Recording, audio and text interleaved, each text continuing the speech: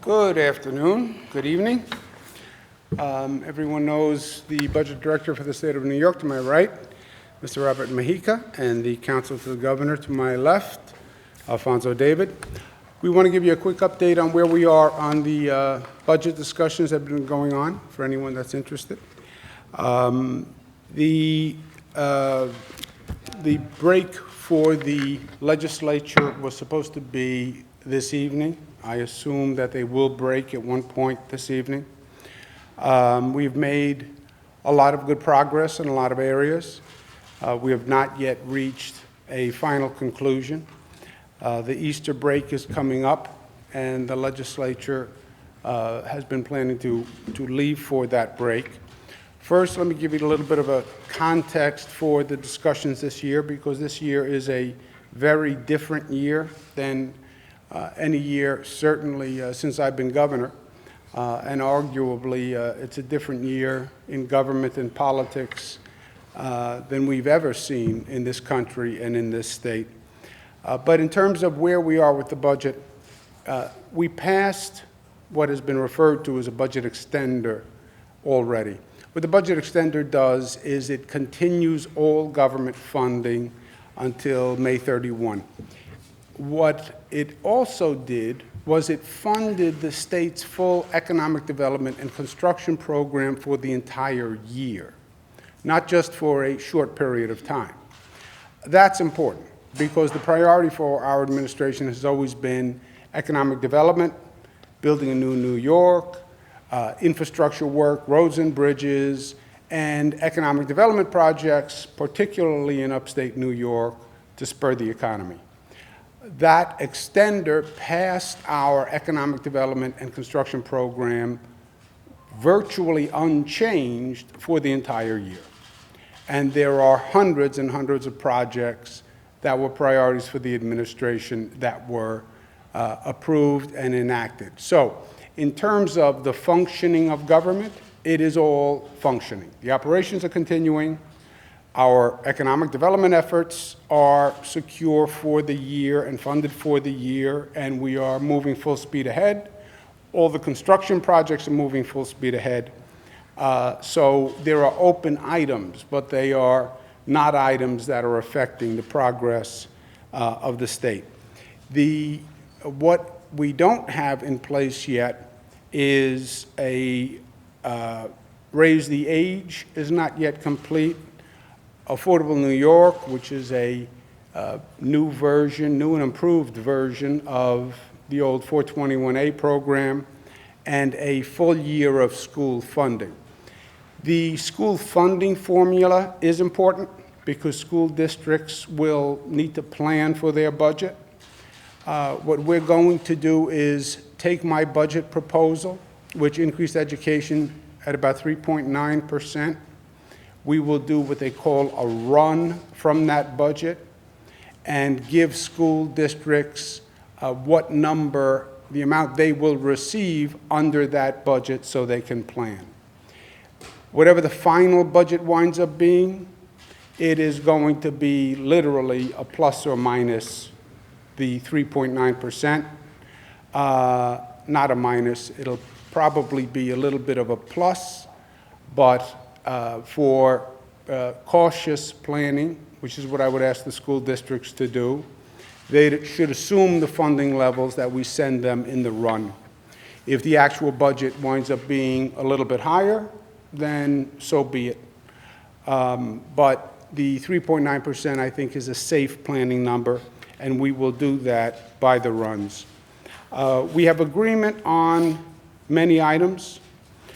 We have agreement on the millionaire's tax, on a middle-class tax cut, on a water program that was actually passed, on ride sharing, on college affordability, on workers' comp, on property tax reform and citizen empowerment to get people involved in their state and local taxes and that discussion. We have the agreement on a prescription drug program, which is a first in the nation, on an opioid program, which is a very aggressive program. So we've done a lot of good work. Open issues, raise the age, On Raise the Age, the last sticking point, the current sticking point, because you can go from sticking point to sticking point across the morass.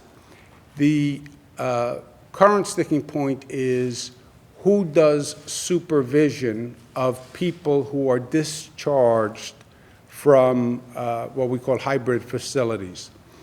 Does DOCS correction do supervision over discharged people, or does OCFS? Raise the Age, remember, we've talked about it for many, many years, and it hasn't passed for many, many years, because it really is the most political, polarizing issue, right? Depending on your philosophy, this can be an ideologically polarizing issue. Criminal justice laws usually are lightning rods for ideological differences. And Raise the Age poses a very important but controversial theory. What do you do with a 16 and 17-year-old, and how do you treat them?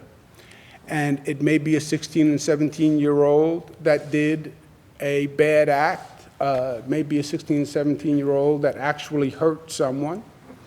And how do you treat them? Are they a criminal, or should they be locked up? Or do we give them a second chance, and do we try to rehabilitate them? And what is that balance? That's what Raise the Age poses. If you are a Republican conservative, you see it one way. If you are a Democratic liberal, you see it a different way. So that's what Raise the Age has been posing. That is still an open issue. There's an issue with the Affordable New York program, the old 421A program, which sometimes was what they would say linked to rent reform, where they both expired at the same time. They are now separated because of the delay in passing the new Affordable New York plan. So that is an issue of concern more to the Assembly. And then there's an issue of education funding, specifically charter funding. There's always an issue of education funding, how it's distributed. It's especially complicated this year because there is a law that is on the books that concerns charter schools that really throws a wrench into the machine of government. There is a charter school law that has frozen the tuition increase to charter schools for a number of years. That law expires this year in June. When the law expires, charter schools automatically receive a $1,500 increase per student. And that amount is to be paid by the local government. So for example, New York City, the increase would be $1,500 per student. It would be $200 million to New York City. That happens automatically. The $1,500 is a windfall to the charter schools, I would say. Charter schools would say they deserve it because their tuition was frozen for a long period of time, and this is really paying them back for past increases that they didn't receive. But $1,500 per student is a very large number. And it happens automatically. The Assembly is opposed to the $1,500 increase. However, if the Assembly does nothing, inaction automatically gives the charter schools a $1,500 increase. So in other words, it's a unique situation in some ways. If the Assembly does not act, they have actually acted to give charter schools a $1,500 increase. The only way the charter schools don't get a $1,500 increase is if the Senate agrees to pass a new bill that would restrict or reduce that $1,500. So this is, in many ways, an unprecedented situation. The Assembly must act, or they are giving charter schools a $1,500 increase. the Senate must agree to act, because if the Senate doesn't agree, the increase automatically goes through in June. So that has taken the normal education discussion of shares in upstate and downstate and added a significant wrinkle. I have spoken to both the Senate and the Assembly about it a number of times. I've urged the Senate that $1,500 would be a windfall. It would be a much larger increase than public schools are getting. You have to factor into that equation that the charter schools have not gotten an increase for a number of years, which is their side of the argument. But that is going to be an area that needs to be compromised. The Assembly can't just walk away from it, otherwise they will be giving the charter schools a $1,500 raise. The Senate has to be reasonable, and that is really an area where the two houses have to, need to come together and compromise, and I have been working very hard to do that. My priorities in this situation, my first priority was continuing the government operations, et cetera, and getting that economic development and construction program done. We have done that. In the agenda that has been already agreed to, we have some really exciting programs. College affordability, first in the nation. Prescription drug price restrictions, first in the nation. So we have a lot of exciting items that we've already agreed to. Raise the age is also top priority, and raise the age done right is a top priority. But as governor, as an executive, probably the number one financial priority is I want to make sure we do not overcommit ourselves financially. We have never been in this situation before, where you basically have a federal government that has said in their both rhetoric and actions that there will be a financial cost to the state of New York. Affordable health care would have cost us $4 billion. The Faso-Collins amendment would have cost us $2 billion. The proposed federal budget will cost us about $1 billion. I don't want to do a budget where we have, A, either overcommitted financially, and then when the federal cuts come, which to me are inevitable, we have overcommitted, or B, where we don't have the ability to adjust to cuts. You pass a budget and you tell every town, village, school district, I'm going to give you X. If we then have a shortfall, I call the legislature back on special session and I say, hello, my friends in the legislature, we have to cut $2 billion from the budget because we were shorted $2 billion from the federal government. That is not going to be a pleasant conversation. Legislative bodies are not quick to cut funding. So I want to make sure we have a mechanism in place, especially on Medicaid, that if there are federal cuts, which I believe there will be, and the legislature doesn't act, administratively, we can take actions that will protect the state of New York. The extenders that I have, the extender that I did, and the extenders that I'm planning to do will correlate with decisions in the federal government. May 31st, because May 21st is the presentation of the federal budget. And from the budget presentation, you'll have an idea of where we're going. Now, the continuing resolution that the federal government is now functioning under, that expires April 28th. We'll have an idea of what happens there. Federal government may not adopt the full budget for several months. It's very important to me that we not put our financial feet in cement, but that we can adjust when we need to.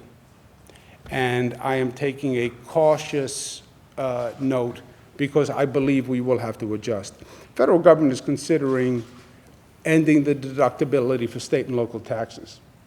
That, in and of itself, would be incredibly damaging to the state of New York. It would take an average New Yorker's taxes and effectively increase it from 20 to 40%. And I think we could see flight of higher paying taxpayers if something like that happened. So it's very important to me as the executive to make sure we have that flexibility and not to overcommit. This year, flexibility to me financially is very important. The federal government, I was in Washington federal government for 8 years, as you know. Federal government operates under something called a continuing resolution. That is a customary budget device. What a continuing resolution says is we are not going to set a budget for the full year. We are going to set certain agencies' budgets for certain periods of time. And then you can adjust. In this landscape that changes on almost a weekly basis, that is the kind of financial flexibility we need here. Picking a number now and saying this is going to be the number and not knowing what's going to happen next week and next month and when the federal government passes the budget or when they don't pass a budget or when they do the next continuing resolution is very hard. So I am looking for continued financial flexibility in the budget process, but certainty and permanence in the operations that need to continue, which is what we accomplished in the extender. As a matter of policy, raise the age, affordable housing, these are very, very important issues that are being discussed and that we have not yet reached resolution, but the right resolution is more important than just resolution here. These are critical issues, and we've gotten very good at resolving, closing, and moving on. At this time, in this state's history, in our current situation, having the right resolution is more important to me than just having a resolution. And that's what we're working towards.